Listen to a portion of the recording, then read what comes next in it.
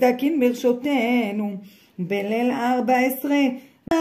כאשר הורו לנו רבותינו זיכרונם לברכה, אור ל14 בודקין את החמץ לאור הנר, לבאר שעור וחמץ הנמצא ברשותנו בחורין ובסדקין, כדי לעשות נחת רוח לאוצרנו, לעשות רצון בורנו, לתקן שורשה מצווה זו במקום עליון, ויהי רצון לפניך אדוני אלוהינו ואלוהי אבותינו, שתהיה חשובה ומקבל זו לפניך מצווה זו ועליה לפניך, כאילו כיוונו בכל הכוורות הרעות לכוון במצווה זו. על כן ועלילים קרות תקרתו,